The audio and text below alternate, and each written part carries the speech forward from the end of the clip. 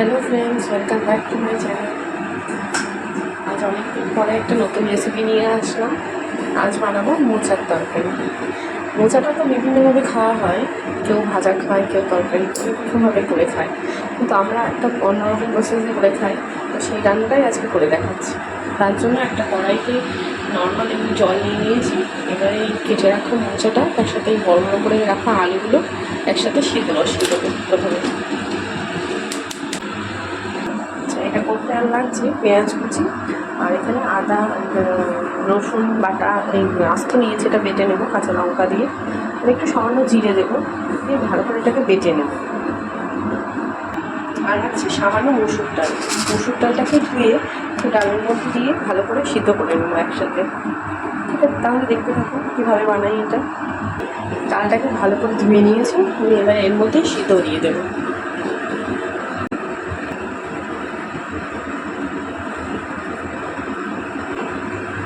আমার কাছে কিছুটা চিংড়ি মাছ ছিল, এই চিংড়ি মাছগুলোকেও আমি একটু ভেজে নিলাম ভালো করে। চিংড়ি মাছটা ওর মধ্যে দিলে খুব ভালো লাগে খেতে। এবার ঢাকনাটা খুলে একটু দেখি কতদূর হলো।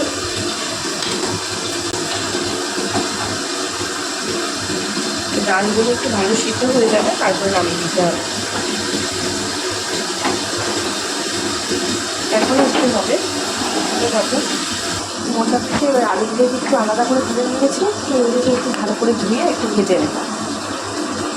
মোচাটাকে সিদ্ধ করে নামিয়ে রেখেছি, আর এদিকে আদা রসুন আর সামান্য লঙ্কা জিরে সব ভেজে রেখেছি একসাথে। এবার শুরু করবো রান্নাটা। কড়াইতে তেল চাপিয়ে এর মধ্যে আলুগুলোকে আগে একটু ভেজে নেব।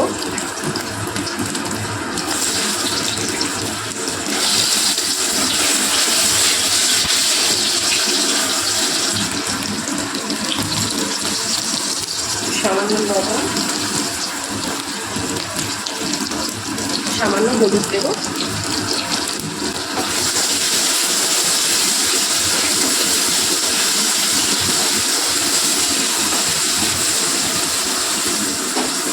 এগুলোকে ভাজা হয়ে গিয়েছে, ওরা তুলে নেব ওগুলো।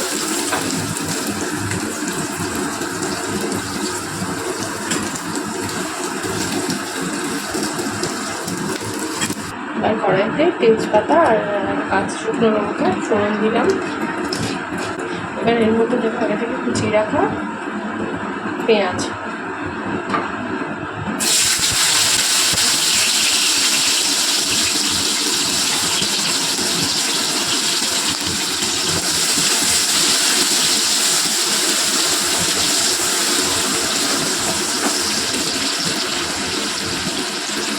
পেঁয়াজটা ভাজা হয়ে গিয়েছে, এবার এর মধ্যে দিয়ে দেবো আগে থেকে বেটে রাখা আদা রসুন জিরে আর লঙ্কা।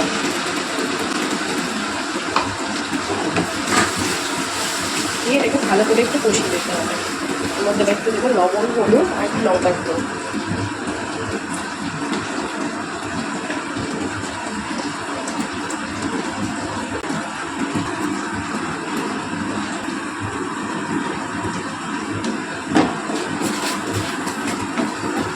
দিয়ে এটাকে ভালো করে এবার কষাতে হবে মশলাটাকে। মশলাটা কষানো হয়ে গেছে এবং তেলটা উঠে আসছে সুন্দর। এবার একটু আগে থেকে ভেজে রাখা আলুগুলো দিয়ে দেবো ওর মধ্যে।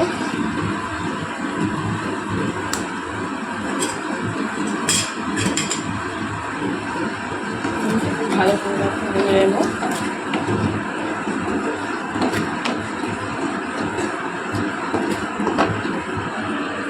এবার যে আগে থেকে সিদ্ধ করে রেখেছিলাম মোচাটা, এবার এর মধ্যে দিয়ে দেবো। ওটা ভালো করে এর সাথে মিশিয়ে দিতে হবে।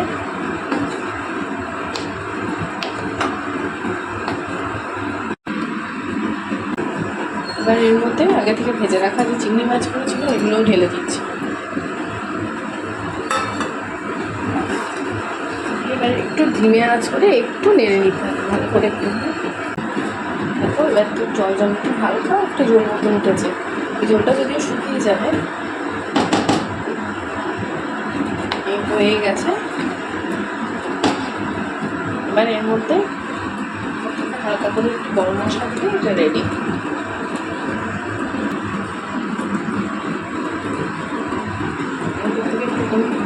মশলা দিয়ে দিলাম, ব্যাস এটা রেডি। এটা আপনারা ভাতের সাথে, পরোটার সাথে, রুটির সাথে খেতে পারেন, খুব ভালো লাগে। অবশ্যই একবার বাড়িতে ট্রাই করে দেখুন, খুব ভালো লাগবে। প্লিজ আমার ভিডিওটা দেখুন আর চ্যানেলটাকে সাবস্ক্রাইব করুন।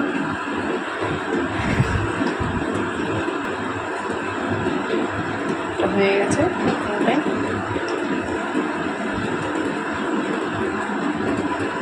আজ তাহলে আসি। Thanks for watching, by.